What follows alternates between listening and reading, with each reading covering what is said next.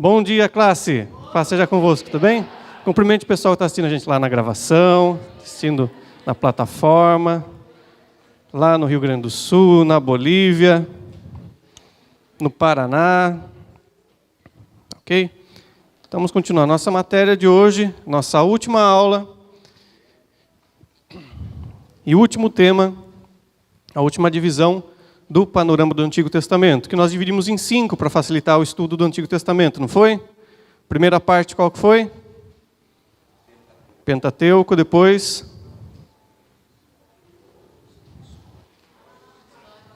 Só eu e o irmão aqui da frente, então Pentateuco.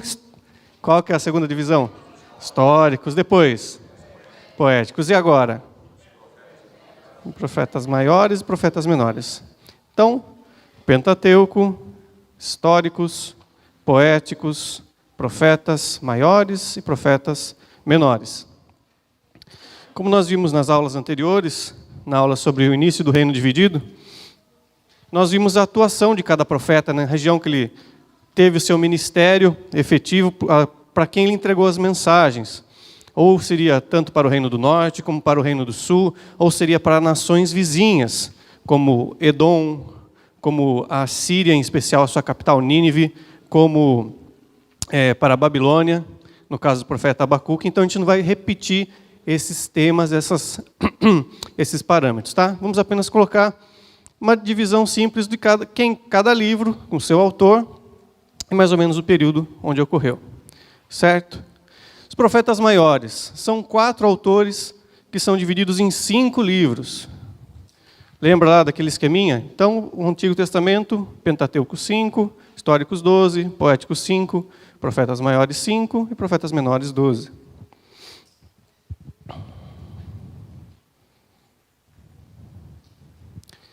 Quais são os 5 livros? Isaías,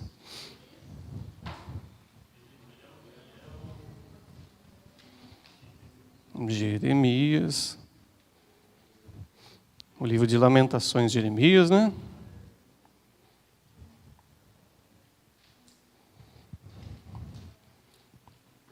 Ezequiel e Daniel.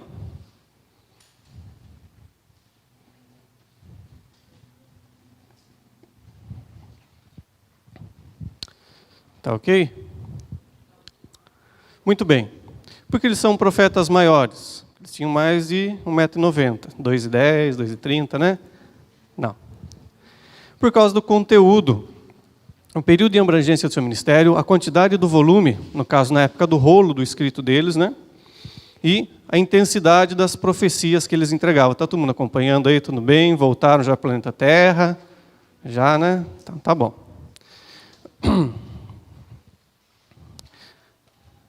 O profeta Isaías é o que ganha em disparada entre volume e período.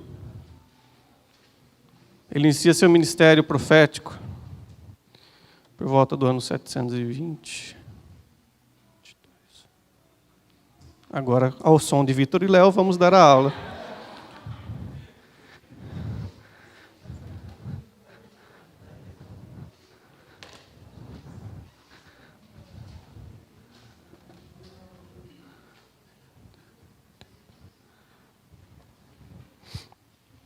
Então tem o maior período de abrangência, né, do seu ministério.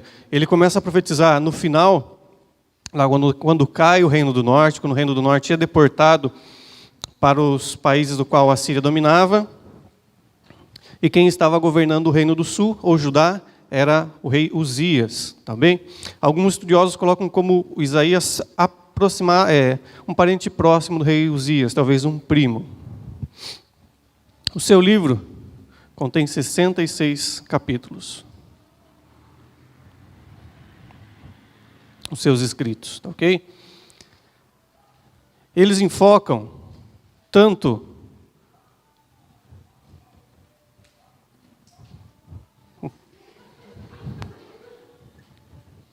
o pior de tudo, que é uma pessoa cantando em cima da música original. Isso que fica mais legal ainda, né? Anima mais para dar aula.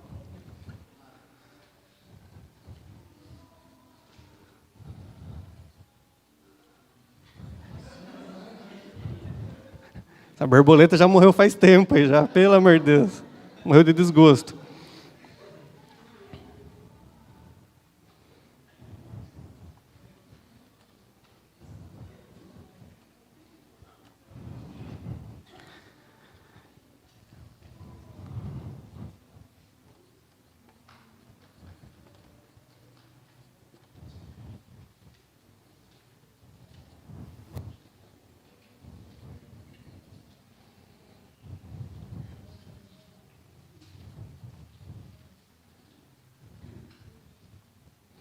Tá ok? Então nós temos a profecia, nas profecias do profeta Isaías, profecias contra e profecias a favor de um futuro, de um reflorescimento, de uma renovação, tanto para o reino do norte quanto o reino do sul, para a Síria, a cidade de Tiro, a cidade de Sidom, na Fenícia, para a Babilônia, o reino da Babilônia, para o reino de Edom, para o reino do Egito e outras nações. Tá ok? Então ele é o que abrange mais, tanto em tempo, quanto em quantidade, quanto em alcance das suas profecias. E também na questão do tempo. As profecias do profeta Isaías foram para o tempo.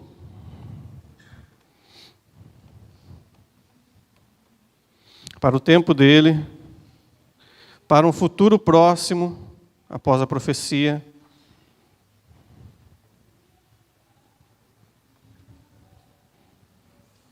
Agora, o som de Gilberto Gil, vamos dar nossa aula. E tudo mesmo camarada cantando, Jesus amado, vai ficar muito bom. Tempo dele, está parecendo pele, é tempo dele.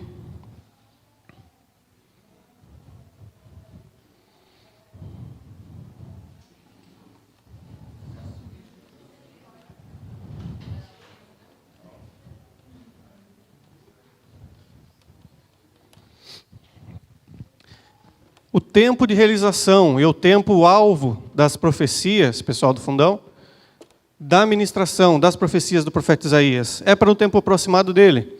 Ele aproxima acerca da invasão, da deportação do reino do norte, profecia acerca de um futuro próximo. Coloquei próximo aqui, é próximo.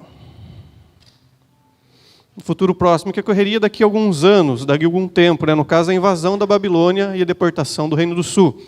Para um futuro distante, quando ele profetiza acerca do retorno do povo de Israel pós o cativeiro babilônico, e também quando ele profetiza acerca do Messias, do Salvador. Do capítulo 40 até o capítulo de número... do 40 até o de número 54, nós temos várias profecias, as quais são análogas, são paralelas à pessoa do Salvador, do nosso Senhor Jesus Cristo, do libertador representado em Ciro, do servo sofredor de Isaías 52, Isaías 54, aquele que vai subindo sem beleza, sem formosura, o qual todos o julgavam como ferido e desprezado de Deus, e nele não havia nenhuma beleza e formosura, tanto que o desprezávamos. Porém, Deus se agradou em colocar sobre ele toda a nossa enfermidade e as nossas dores. O castigo que nos traz a paz estava sobre ele. Então ele faz a profecia acerca de algo distante, né? Fala, olha, quem é esse aí que vai subindo? Cuspiram nas minhas faces, puxaram os cabelos da minha barba, trilharam as minhas costas. Isaías 52. Então, acerca de um futuro muito distante. Também ele profetiza acerca desse mesmo Messias voltando em Isaías capítulo 63, se não me engano. Que fala, quem é esse que volta e vai pisando os inimigos como num lagar de uvas, e quando ele pisa, as suas vestes, os seus vestidos são salpicados desse sangue. E fala acerca da eternidade. Isaías capítulo 65, versículo 17 em diante. Eis que vejo um novo céu e uma nova terra. As coisas velhas passadas já se foram. Eis que tudo se fez novo. E ele continua falando, e no 66 ele fala também acerca do destino dos ímpios, de um julgamento onde serão lançados no lago de fogo e enxofre, onde o verme e outra coisa que eu não lembro agora, e o fogo não se apagam, mas ficam consumindo eternamente. Tá ok? Então o profeta Isaías é o que tem maior volume em quantidade, em período de ministração profética, e os alvos da sua profecia são mais abrangentes do que todos os outros. Tá ok? Certo? Podemos prosseguir? Vamos-nos. Sim ou não?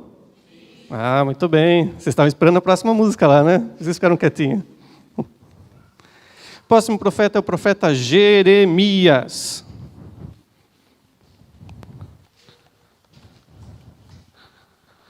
profeta Jeremias. O profeta Jeremias, ele inicia o seu ministério profético durante os dias do rei Josias.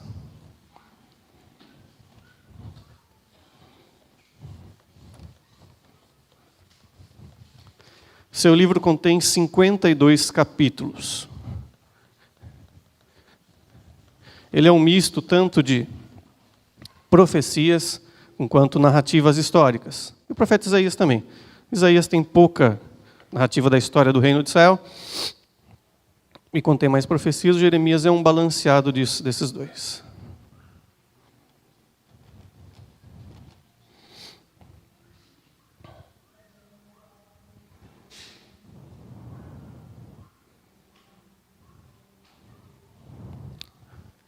Ele inicia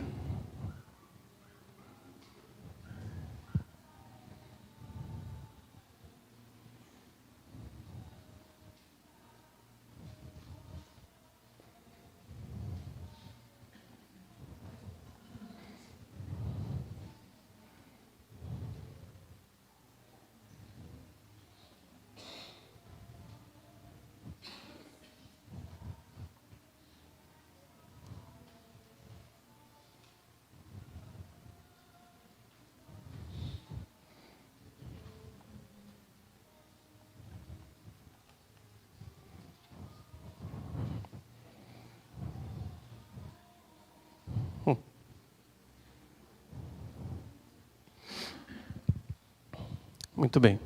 Então ele inicia no reinado do rei Josias, o último rei bom do reino do sul, né? O reino do norte havia caído.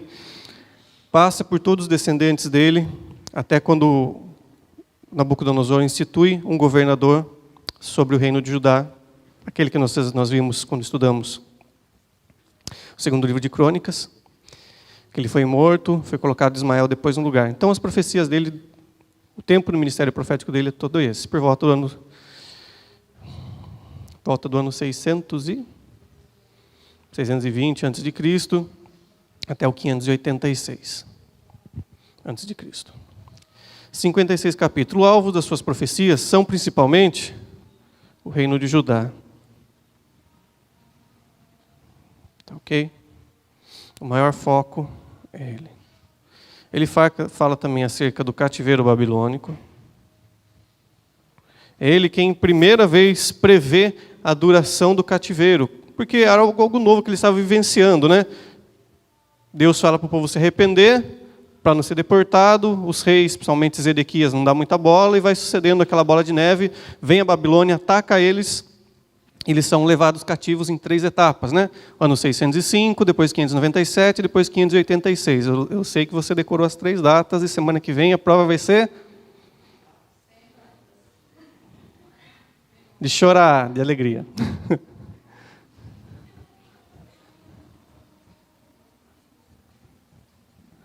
Então ele fala acerca do cativeiro que estava vindo e da duração do cativeiro. Pela sua profecia, depois o profeta Daniel entende que esse cativeiro duraria 70 anos. Tá, ok? O interessante é que ele fala do cativeiro babilônico, tanto a duração quanto o modo de vida do povo de Israel lá. Ao contrário do que se imaginaria, Deus fala com Jeremias e Jeremias transmite ao povo. Fala, vocês estão deportados, então imagine você viver numa terra longe, distante, você viveria amargura, tristeza. Não, ele fala no capítulo 29, fala, olha, para a cidade que vocês estão sendo deportados, orem pela paz dessa cidade. Nela vocês casarão e terão filhos, comprarão campos, negociarão. E ele fala tudo isso para o povo de Israel. Fala, enquanto vocês estão deportados lá, durante 70 anos, vocês vão viver porque Deus vai cuidar de vocês. Jeremias capítulo 29. Tá, ok? Os alvos são principalmente o reino de Judá, o cativeiro babilônico, tanto a duração quanto o modo de vida do povo. Em especial, ele fala acerca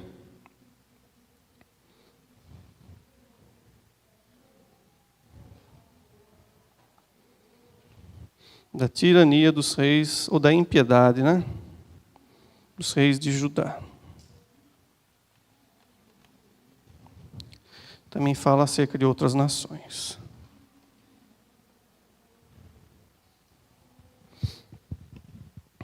Tá ok? Uma das profecias, ele fala acerca de Jeconias, ou Salum, que era um dos descendentes de Josias, que fala que como um animal que é morto seria lançado no campo, e assim foi. É aquele rei descendente de Josias, o qual houve uma trama, seus próprios súditos mataram ele e jogaram no mato o corpinho do camarada. Tá ok? O próximo a seguir é o livro de Lamentações.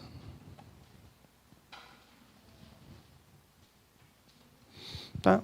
É acerca do tempo também das profecias, né? Só para a gente falar. É um tempo dele, tempo atual do Jeremias, né? Onde ele viveu. E um futuro próximo. Os dias do cativeiro e o final do cativeiro babilônico.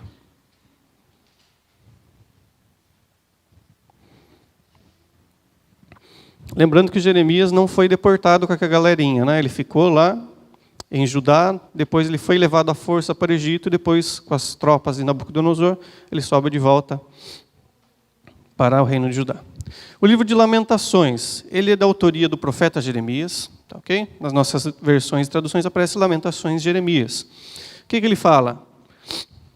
Apesar de ser um livro escrito pelo poeta, pelo profeta, ele é um livro, na verdade, de teor poético.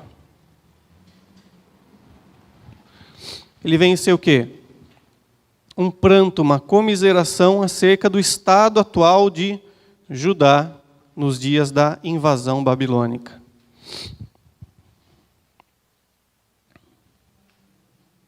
Estado das pessoas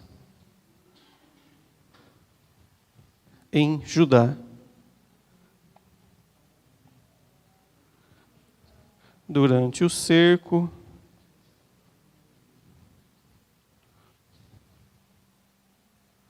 e a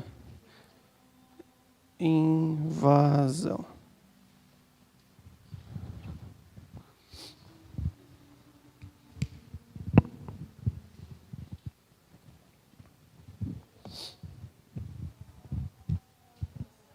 Oi. Oi.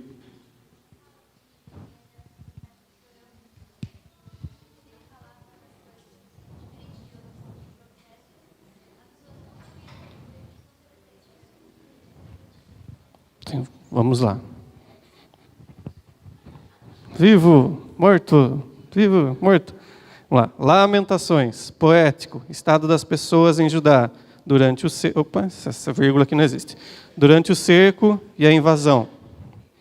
Vamos lá, a pergunta da irmã. Fala que Jeremias era um profeta chorão. Se eu tivesse no lugar dele, eu seria chorão também, né? Que a coisa não estava fácil. Era mais ou menos assim, mais ou menos assim. Deus falava, se arrependam. Fala para o rei Zedequias, vai lá e liberte os irmãos hebreus que estão como escravos. Ele falava, ia lá e libertava. Na semana seguinte, Zedequias falava, quer saber de uma coisa? A gente está perdendo mão de obra aqui, vamos escravizar todo mundo de volta. Mais ou menos assim. Era a Polícia Federal, prendia. Ia lá o Supremo Tribunal Federal e soltava. Coisa que não acontece hoje em dia. Ele é um dos profetas que tem maior apelo emocional que apresenta. Os outros eram, aparentemente, mas assim, mais frios. Eles entregavam, pronto, acabou. Ele sofria, vivenciava aquilo. O profeta Jeremias, ele era um dos sacerdotes levitas. Ele vai iniciar, chega à fase adulta, né, seus 30 anos de idade, vai iniciar o ministério e Deus fala com ele, não vai fazer sacerdote coisa nenhuma, você vai entregar a minha palavra, o pessoal. Tá ok? Então, ele não exerce o ministério levítico dele, né, sacerdotal, ele vai e começa mensagens proféticas para o povo. Primeiro, só alegria lá com Josias, piriri e pororó. Depois, só o declínio moral do povo que vai levar ao cativeiro. E cada vez que ele entrega a mensagem, realmente as pessoas não ouvem, endurecem o coração e não dão bola para ele. Então, ele é o que ele é? Ele é aprisionado, é jogado num poço sem água, ele é preso com cadeias, com cárcere. Vêm outros profetas que são falsos profetas e afrontam ele. Porque os profetas falam, olha, Deus vai dar vitórias para ajudar contra os babilônicos, contra os assírios. E Jeremias fala, de jeito nenhum, Deus falou que vocês vão ser levados cativo por causa da maldade de vocês. Iam lá, jogavam ele de escanteio, deixavam ele preso, deixavam ele no pátio da guarda real. Enfim, era um camarada que era para chorar mesmo. Tá ok? E a Lamentações é a forma poética que ele expressa isso. Uma alta poesia, uma poesia elevada, ele expressa tudo aquilo que ele estava sentindo durante o cerco do exército babilônico contra a cidade de Jerusalém e depois no momento da invasão, no qual durante cerca de 2 anos as pessoas chegam ao ponto intenso, como houve em outros momentos no povo de Israel, um ponto intenso de fome, de ausência de alimentos, no qual eles chegam até mesmo comer carne dos bebês, matar os bebês e comer a carne, comer as fezes de pombos, fezes de animais, comer a cabeça do gado, né, que tem pouca proteína, pouca carne, tal, lá. Um estado de fome e miséria. Ele fala que, olha, a minha pele, no livro das Lamentações, a minha pele se grudou no meu osso, tamanha a magreza, a miséria que estava naqueles dias do povo de Judá. Ele fala, a minha pele se enegreceu, tal. E no capítulo 2, ele fala aquilo, que o melhor que o homem pode fazer é sentar no pó e esperar em Deus. Jogar a cinza sobre a cabeça, mas depois, mesmo meio a essa tristeza, ele sempre tem um lampejo de esperança. Ele fala, olha, as misericórdias do Senhor se renovam, e é o motivo de não sermos consumidos a cada manhã. E é bom para o homem esperar em Deus, pois ele vai trazer uma esperança. Sempre no meio de tanta desgraça que ele previa e profetizava, e o povo não se arrependia, sempre trazia uma esperança. No capítulo 31, versículo 17, ele fala para o povo de Judá, fala, olha, vai chegar um dia em que voltarão a ter as danças, em que o povo se alegrará na dança das donzelas, né, das virgens, em que vai haver justiça, que não haver mais choro por perca de filhos, e fala, há esperança para o teu futuro, ó Israel. Jeremias 31, versículo 17. Mesmo meio a tanto cenário de desgraça, de um futuro triste que se aproximava, ele fala, ainda há esperança em Deus, pois Deus está no controle de todas as coisas. Certo? Sim? Então, Lamentações é um livro bem simples, 5 capítulos, no qual Jeremias expressa de forma poética, uma bela poesia, tanto para nós na tradução em português, quanto mais no original em hebraico, acerca do estado das pessoas em Judá, da tristeza, da miséria que eles estavam vivendo durante o cerco, né, que os exércitos estavam ao redor de Jerusalém, e depois quando foi invadido, mas sempre colocando que Deus traz uma esperança, aponta para um futuro no qual eles seriam salvos, transformados. Um dos mais lindos textos que tem no livro do profeta Jeremias, eu vou ficar com esse aqui mesmo. Vamos lá, o próximo profeta. Quem é? Quem é, pessoal? Quem é? Ah, muito bem. Fala um texto aí do profeta Ezequiel que vocês conhecem.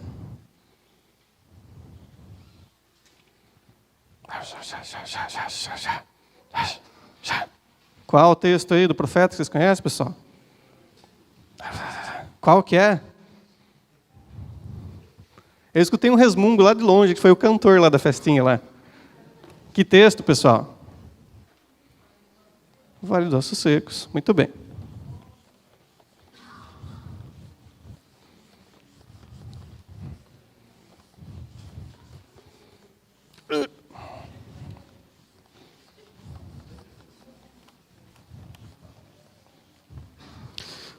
Profeta Ezequiel. Ele é um livro que contém 48 capítulos. Seu período de atuação, seu ministério, vai do ano 605, aproximado, né? Ele é um dos primeiros cativos que vão para a Babilônia.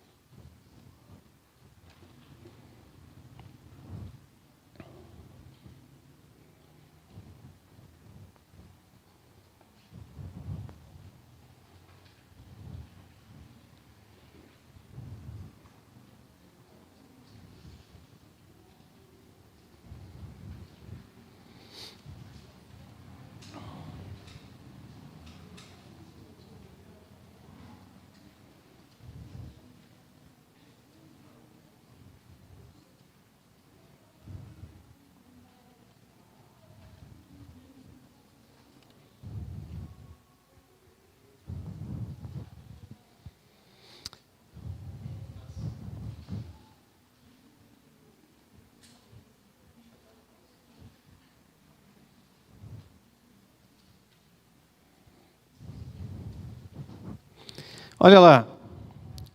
Profeta Ezequiel, um dos livros mais complicados, simbólicos e obscuros do Antigo Testamento. Agora eu obtive a atenção de vocês, que bom. Vamos lá. Ele é um dos profetas que mais utiliza de simbologias e sinais para entregar a sua mensagem para o povo dele, para o povo de Israel. O foco das suas profecias são o povo de Judá, que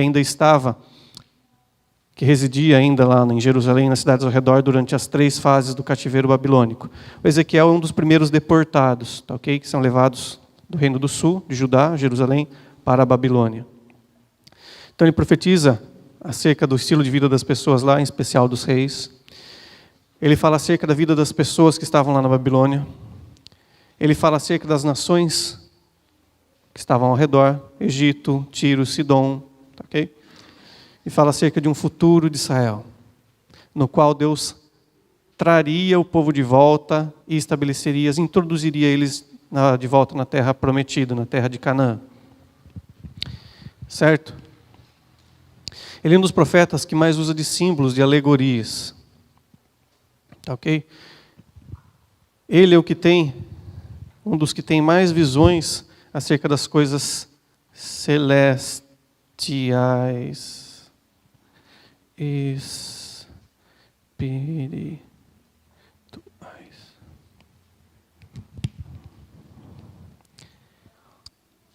Enquanto você vê Isaías, o Jeremias, o Oséias, o Amós, falando acerca do futuro da nação de Israel, as nações ao redor, o profeta Ezequiel ele relata visões celestiais, visões do mundo espiritual, o qual os outros profetas, outros autores, ou falam de uma forma bem menor, ou chegam a não falar. Ele, no livro de Ezequiel, que você vê o trono de Deus, a presença de Deus assentado sobre um trono, no qual os 4 seres celestiais, cada um com 4 faces, que tem os pares de asas, que tem uma roda dentro da outra, no qual eles não viram de lado para andar, de um lado para o outro. Ezequiel capítulo 1 até o capítulo 3. É algo que ele relata de forma tremenda, algo magnífico. Você vê também no capítulo 9, ele falando quando Deus vai destruir a cidade de Jerusalém, os remanescentes lá, ele fala de 5 seres destruidores que entram lá com vestes, e tem um outro lá que é a 5ª pessoa, está lá marcando o nome, esse aqui você mata, esse aqui você não mata, esse aqui você mata, esse aqui você não mata. Estão entendendo?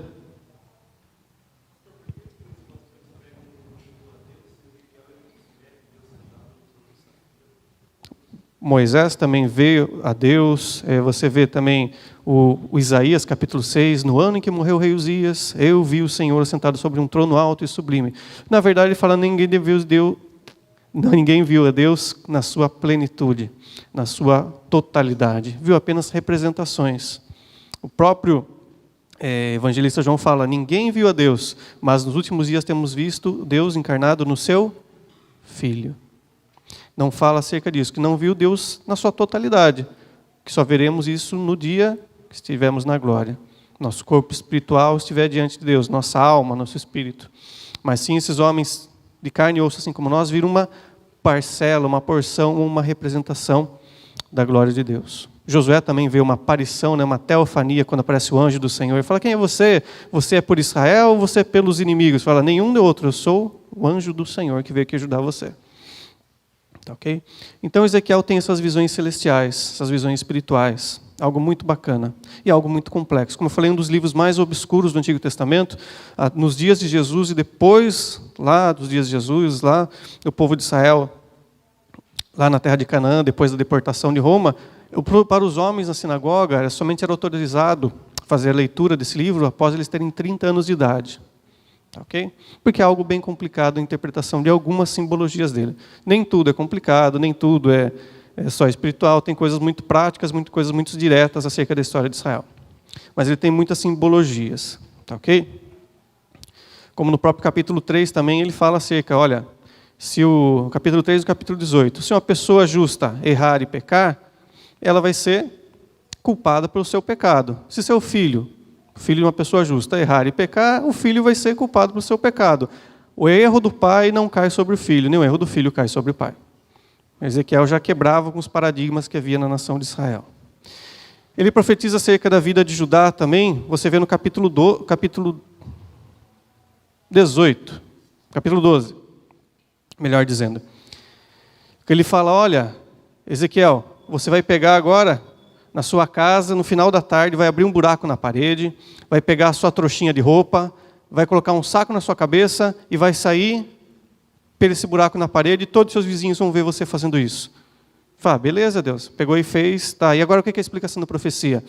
Assim como você escapou às escuras, sem visão, assim vai acontecer com o rei Zedequias, que durante o cativeiro da Babilônia, ele foge do palácio real, durante o cerco, de Jerusalém, ele foge do palácio real, enquanto Deus havia mandado por meio de Jeremias, o rei Zedequias se entregar, se render ao rei da Babilônia, pois Deus iria levar eles lá, ia prosperar.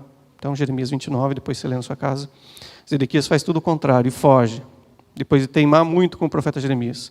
Foge na escuridão. E quando ele sobe próximo da Síria, o rei Nabucodonosor intercepta ele com o seu exército, leva para o seu palácio na Síria, degola os seus filhos na frente dele, do rei Zedequias, e depois pega e fura os seus 2 olhos.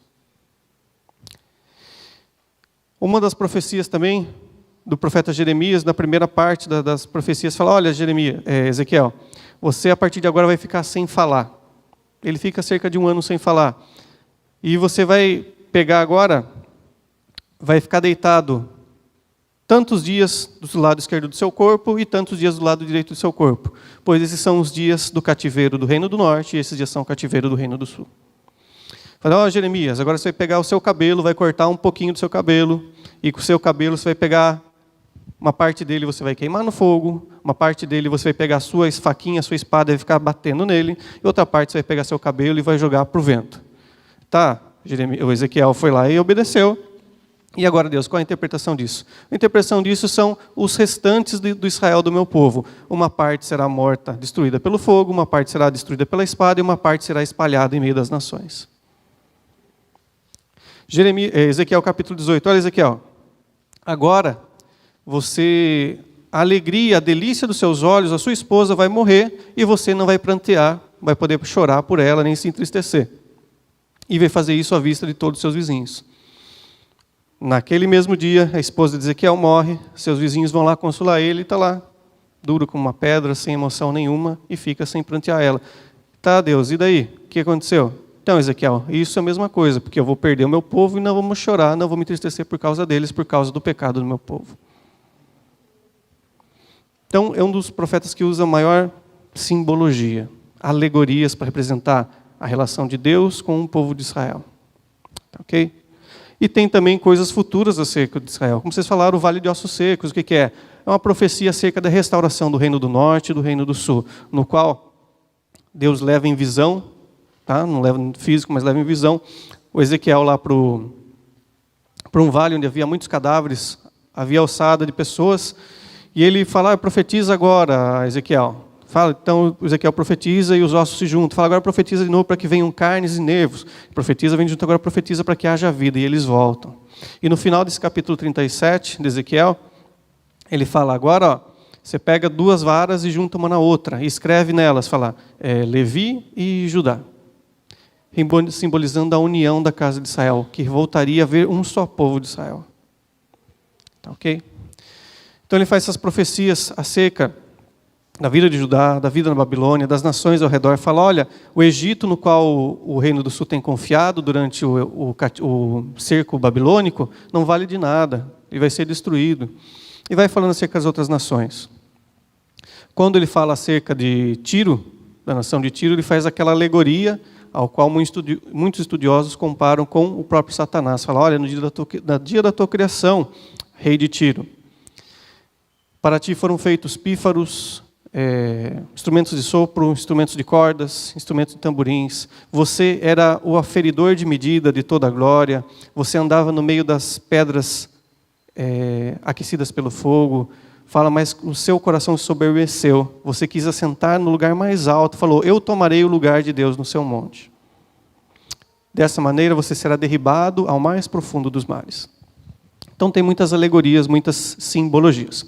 O futuro de Israel, como eu falei do capítulo 37, o Vale de Ossos Secos, e também algo também poderoso que começa lá no capítulo número 40, que ele fala acerca da restauração do templo que foi destruído, num futuro mais distante. E fala no último capítulo, penúltimo capítulo desse livro, no capítulo 47, além de falar do templo, como os sacerdotes viveriam, ele fala também, olha, desse templo haverá um rio que correrá para a parede lateral, e esse rio vai entrar no meio das terras, no meio do rio Jordão, no meio dos pântanos, e por onde esse rio passar, ele vai trazer a vida para todas as coisas. Os peixes viverão, haverá frutos e árvores frutíferas nas margens desse rio que sai do trono de Deus.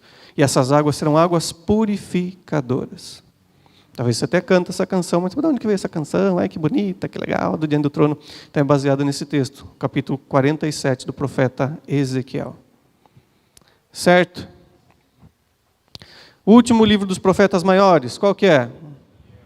Daniel.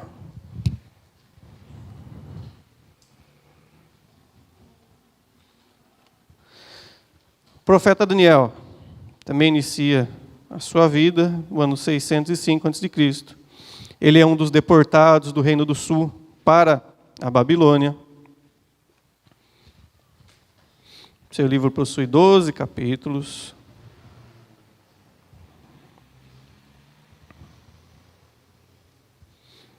O alvo da sua profecia, Babilônia, em especial, Nabucodonosor. Os reinos futuros,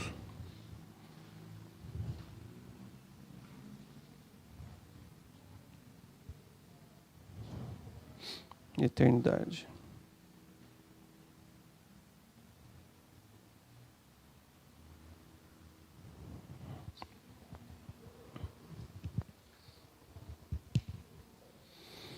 Tá ok? Do capítulo 1 até o capítulo 5, vai ser um misto de profecias e histórias intercaladas, intrincadas entre elas. E dessas profecias, o alvo dessas profecias vai ser especificamente a Babilônia, e em especial na pessoa de Nabucodonosor. Tá ok? Então Daniel é um daqueles jovens que foram deportados junto com a corte, com a nobreza de Israel, na primeira invasão de Nabucodonosor em Jerusalém. Capítulo 1, creio que você conhece a história. Ele com seus 3 amigos, o Ananias, Misael e Azarias, vão lá, são chamados, ficam na corte, são instruídos na cultura dos babilônios, vão ser apresentados, participar da corte dos sábios. Eles fazem aquele jejum, né, que só comem legumes durante 21 dias, só comem legumes durante um tempo, são apresentados diante de Nabucodonosor e da corte lá da Babilônia, e são os mais sábios, os mais fortes, com maior plenitude física, tal. E Nabucodonosor se agrada deles e coloca eles no local de honra, de destaque. No capítulo 2, fala acerca do sonho de Nabucodonosor, né? Que ele tem aquela visão durante a noite, ele acorda de madrugada e tem um problema, que ele não entendeu o sonho e não lembra também o que era o sonho. Ele convoca só a corte de magos e sábios e fala, olha, tem um problema aqui. Eu tive um sonho muito estranho e não lembro o significado. E o outro problema é que eu não lembro o sonho. E eu quero que vocês adivinhem para mim esse sonho e dê o significado dele. E ele os magos falam, não, Nabucodonosor, rei, como é que não dá para fazer uma coisa dessa assim, né? Não há grandeza tamanha, viva o Senhor para sempre, né? Não há espírito ou Deus que consiga fazer isso. E ele vai lá e fala, olha, esse negócio é o seguinte, se vocês não derem o sonho, nem a interpretação, eu vou fazer uma contratação amanhã para novos sábios e novos magos. Só que para fazer o processo de exoneração na Babilônia o negócio é mais simples, né? Não precisa ir lá no cartório, no sindicato, não, manda matar todo mundo e acabou. Então eles ficam tudo aflitos, e Daniel, como fazia parte dessa corte, fala, eu vou orar para Deus e Deus vai revelar. Pois o pescoço dele estava também em jogo. Ele ora junto com seus amigos e Deus revela para Daniel o sonho e o significado do sonho. E o sonho é aquela visão no qual Nabucodonosor, durante a noite, ele vê uma estátua grande que se põe sobre a terra, tá ok? E essa estátua é feita de alguns metais, alguns materiais. A cabeça da estátua, com essa parte aqui do seu colo, é feita de ouro, depois o peito e os braços é feito de prata, como que eu falo o nome dessa região aqui? O abdômen, baixo abdômen, o ventre, aqui as coxas é feita de bronze, as pernas é feita de ferro e os pés é uma mistura de ferro com barro. E fala, olha, legal, você lembrou o sonho bacana, e a interpretação agora? Bom, a interpretação é o seguinte, a cabeça de ouro é você, Nabucodonosor, pois não há nenhum rei, nem reino como o teu, em esplendor. Porém, vai suceder que vão vir, após a sua morte, virão outros reinos. O reino de prata, a parte de prata será o reino que vai suceder, o reino medo e persa. Depois a parte de bronze será o próximo reino que vai suceder em esplendor e glória, que vai ser o reino grego, macedônio grego, na pessoa de Alexandre Magno, Alexandre o Grande. Depois as pernas de ferro, não sei, vai ser algo futuro, e o reino, que são os 2 pés com os 10 dedos misturado ferro e barro, vai ser um reino mais futuro ainda, que não vai ter estabilidade nenhuma. E nesse sonho eu vi que uma pedra, uma rocha que não foi cortada por mãos humanas, veio e destruiu, caiu sobre essa estátua. E quando essa pedra quebrou essa estátua, essa pedra foi se enchendo e dominando toda a terra. Então olha, Nabucodonosor, o negócio é o seguinte, você vai morrer, não vai haver rei igual a você, pois os próximos reinos vão ser de qualidade inferior. Porém, vai vir um reino futuro, que é a rocha, o qual vai dominar e encher a terra sobre todas as coisas. O qual o profeta Isaías declarou acerca dessa rocha. Né? Falou, olha, o reino de Deus vai vir como um rio, como um mar, e vai encher toda a terra. A sua glória encherá toda a terra. E Nabucodonosor foi dormir feliz. Capítulo 3, Nabucodonosor, não contente, ele manda erguer uma estátua sua no meio da cidade. E daí você sabe a história, né? Falei, quem não se prostrasse diante daquela estátua seria morto. E piriri, pororó, e o Ananias, o Misael e o Azarias compram uma briga, falando, não vou me prostrar diante de nada, e são lançados na fornalha, e na fornalha está o Senhor com eles, e saem de lá, e glória a Deus, e acabou, aleluia. Lembram, né? Sim? Não. Capítulo 4. Não lembro, vão ler em casa. Capítulo 4. Capítulo 4 fala acerca da altivez de Nabucodonosor. Nabucodonosor, na sua glória, no auge do seu poderio, ele tem uma visão que ele seria transformado em um animal e ficaria perdido pelo meio do mato, lá, tiriri, tararó, e realmente acontece aquilo. Por causa da sua soberba, ele fica cerca de 7 anos num estado de loucura, no qual ele anda pelo meio do mato e come grama, e seus cabelos, seus pelos crescem. E o profeta Daniel havia entregado isso para ele. Capítulo número 5, Nabucodonosor é morto, seu filho havia governado, e agora seu neto estava governando. O fugiu o nome do rapaz? Como que é? Como que é? Capítulo 5, Daniel, o nome do moço? Oi? Não é Belsazar, Nabonido. Muito obrigado, pessoal, muito obrigado. Muito obrigado. Daniel, capítulo número 5.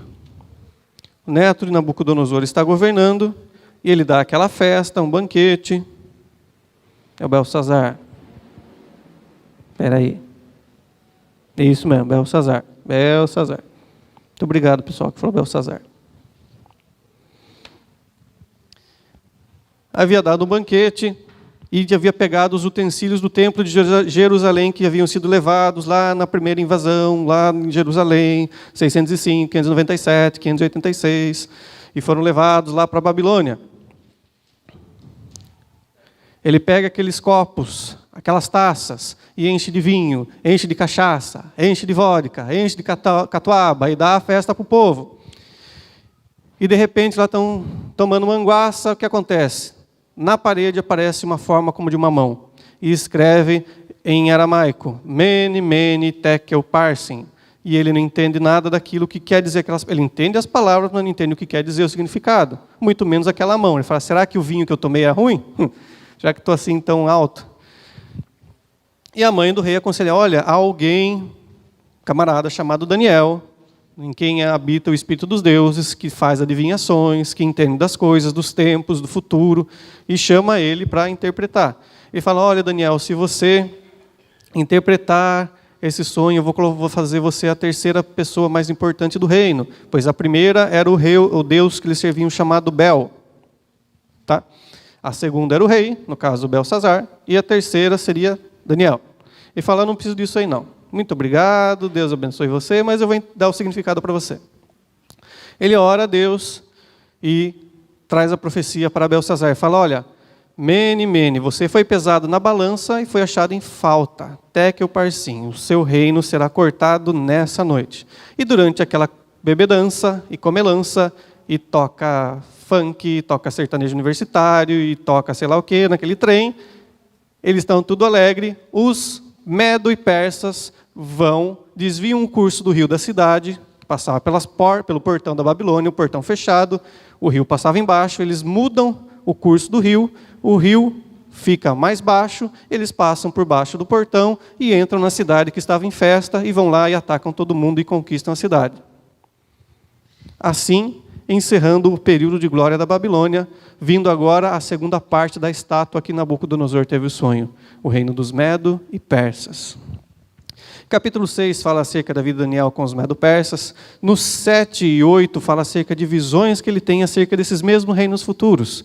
O reino dos Medo-Persas, o reino dos gregos e o reino que viriam depois, no qual ele vê figuras, animais.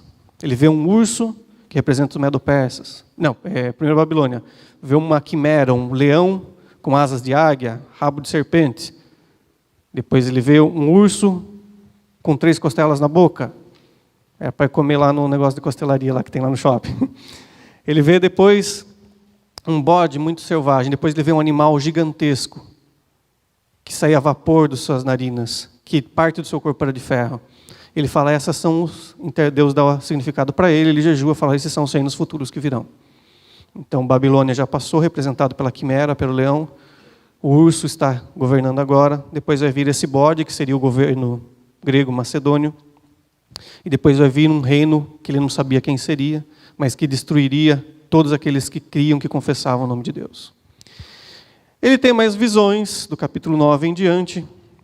E legal, no capítulo 7, quando ele tem essa visão, ele também vê o seguinte, o Filho do Homem vindo sobre a nuvem, com um rio de fogo saindo do seu trono, e ele governando, destruindo os inimigos e governando sobre todas as nações. Sempre quando os profetas vê o caos, vê a tristeza, ele vê a esperança vindo da parte de Deus. A libertação, o renovo, a transformação. E assim, vai embora, e vai embora, e vai embora. Depois, no capítulo 10 e capítulo 11, é uma visão específica para o reino de Israel acerca das guerras Ciro-Ptolomaicas. Não vamos falar disso aqui agora, você estuda lá para frente isso aqui. Tá? Mas o importante é que nessa guerra Ciro-Ptolomaica vai aparecer uma figura, a primeira figura no Antigo Testamento do Anticristo. Daniel capítulo 11, fala de um homem sem escrúpulos, sem temor, com as coisas santas, que ele entra no templo de Jerusalém, oferece sacrifícios profanos, ele zomba do altar de Deus, destitui o altar de Deus, ele não está preocupado com riquezas, nem com mulheres, com os prazeres humanos, ele está preocupado apenas em poder, e ele se levanta contra todos os santos. Então, essa representação do que aconteceu realmente com Israel entre o ano 165, ano 170 e poucos, ou ano 60 depois de Cristo, 60 antes de Cristo, representa algo futuro, uma analogia para o primeira personagem, primeira pessoa na história que vai ser uma pequena figurinha do anticristo, assim, né? Você pode pôr esse camarada aí, depois pôr Hitler, para os outros que vieram depois. E acerca da eternidade, capítulo 12, fala dos dias futuros. Tá ok? Então, isso nós encerramos o livro do profeta Daniel, o último dos profetas maiores. Certo? Tranquilo? Na prova o que vai cair? Lágrimas, suor. Não, vai cair até os profetas maiores. Profetas menores nós abordamos nas aulas sobre o reino dividido de forma bem simples, né? Nós falamos o que cada um profetizava, acerca de cada local onde exerceu o seu ministério, então não vamos repetir agora. Certo, pessoal? Acabou. Fechou a porta. Tchau. Beijo no coração.